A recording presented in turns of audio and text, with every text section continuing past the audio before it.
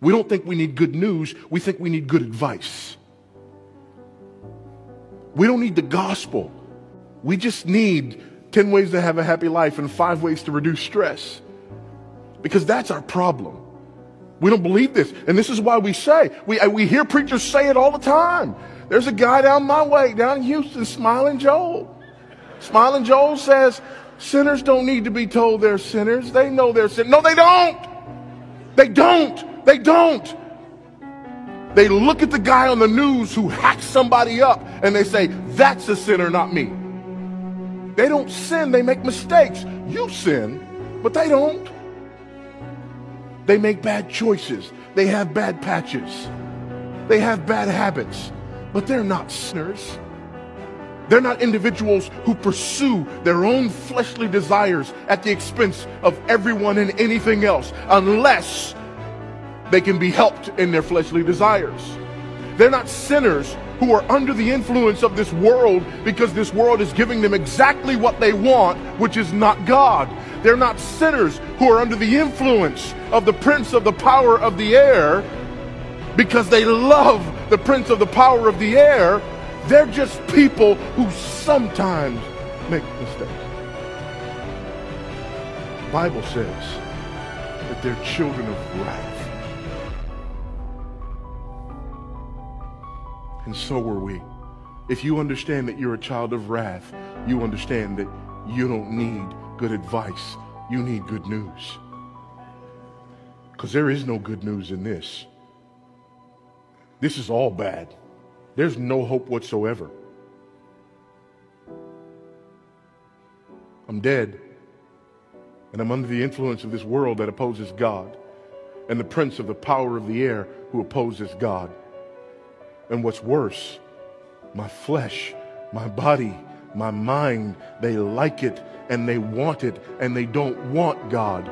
And I'm an enemy of God and I deserve God's wrath. I love to ask people, even if you know you need to be saved, do you know what you need to be saved from? God. You need to be saved from the wrath of God. This holy and righteous and just God. But God, being rich in mercy because of the great love with which he loved us, even when we were dead in our trespasses, made us alive together with Christ. By grace we've been saved. There's no room there. There's no room there. There's nothing there. There's nothing God saw in you.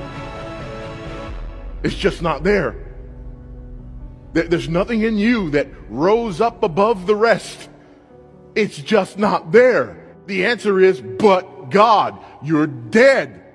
I don't care how many times you've heard the illustration. You're sinking, you're drowning, you're about to go down for the last time, and God throws you the life preserver, but you got to grab it.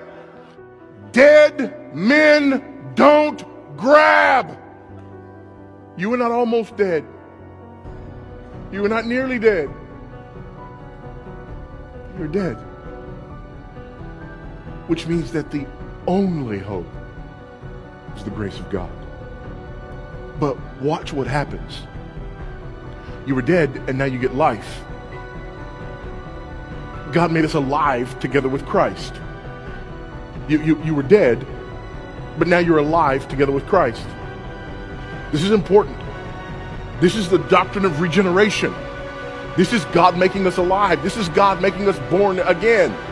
And no matter how many times we hear out there in popular evangelicalism that we sort of born ourselves again, you can no more born yourself again than you born yourself the first time.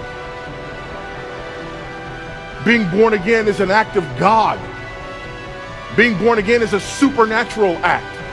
Being born again is something that you don't ask for. You don't have sense enough to ask for. You're dead. God does this. And it's by his grace that he does this. And it's for his glory that he does this. It is because of Christ that he does this. And it is by grace alone.